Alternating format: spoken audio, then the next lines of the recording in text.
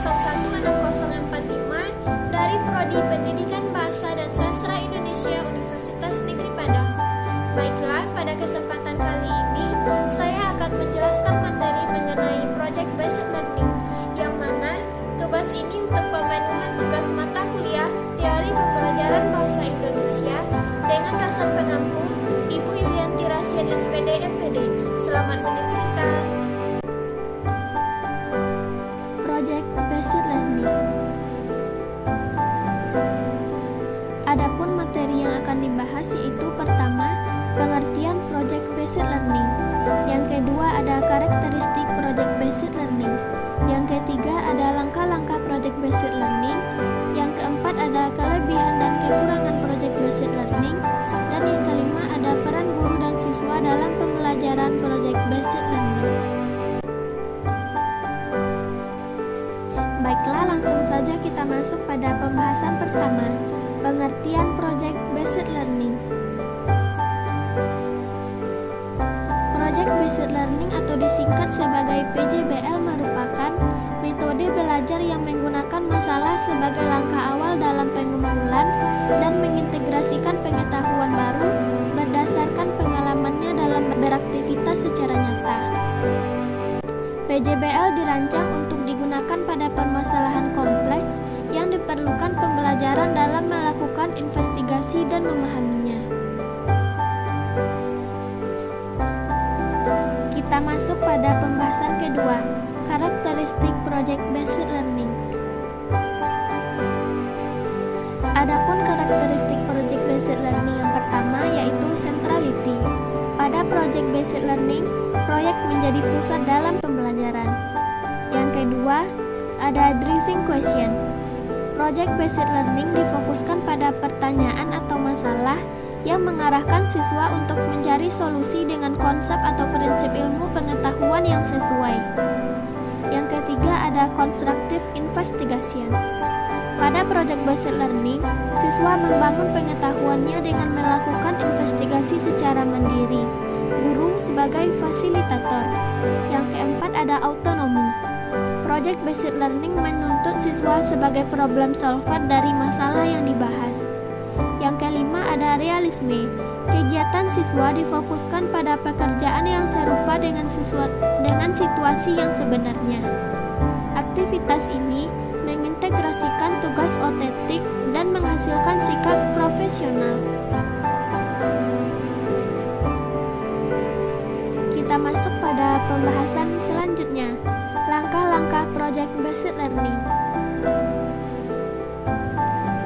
Adapun langkah-langkah pelaksanaan Project Based Learning sebagai berikut. Pertama, membuka pelajaran dengan suatu pertanyaan menantang.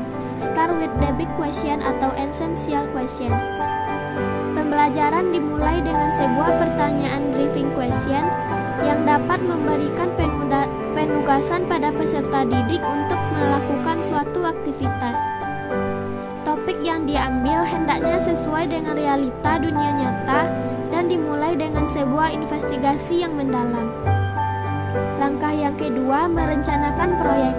Design a plan for the project. Perencanaan dilakukan secara kolaboratif antara guru dengan peserta didik. Dengan demikian, peserta didik diharapkan akan merasa memiliki atas proyek tersebut. Perencanaan berisi tentang aturan main, pemilihan aktivitas yang dapat mendukung dalam menjawab pertanyaan esensial dengan mengintegrasikan berbagai subjek yang mendukung, serta menginformasikan alat dan bahan yang dapat dimanfaatkan untuk menyelesaikan proyek. Langkah yang ketiga yaitu menyusun jadwal aktivitas, create a schedule. Guru dan peserta didik secara kolaboratif menyusun jadwal aktivitas dalam menyelesaikan proyek. Waktu penyelesaian proyek harus jelas dan peserta didik diberi arahan untuk mengelola waktu yang ada. Langkah yang keempat, mengawasi jalannya proyek. Monitor the student and the progress of the project. Guru bertanggung jawab untuk melakukan monitor terhadap aktivitas peserta didik selama menyelesaikan proyek. Monitoring ini dilakukan dengan cara memfasilitasi peserta didik pada setiap proses. Dengan kata lain, guru berperan sebagai mentor bagi aktivitas peserta didik. Guru mengajarkan kepada peserta didik bagaimana bekerja dalam sebuah kelompok. Setiap peserta didik dapat memilih perannya masing-masing dengan tidak mengesampingkan kepentingan kelompok. Langkah selanjutnya, penilaian terhadap produk yang dihasilkan. Essence the outcome. Penilaian dilakukan untuk membantu guru dalam mengukur ketercapaian standar, berperan dalam mengevaluasi kemajuan masing-masing peserta didik, memberi umpan balik tentang tingkat pemahaman yang sudah dicapai oleh peserta didik, serta mampu guru dalam menyusun strategi pembelajaran berikutnya. Dan langkah yang terakhir ada evaluasi, evaluate the experience. Pada akhir proses pembelajaran, guru dan peserta didik melakukan refleksi terhadap aktivitas dan hasil proyek yang sudah dijalankan.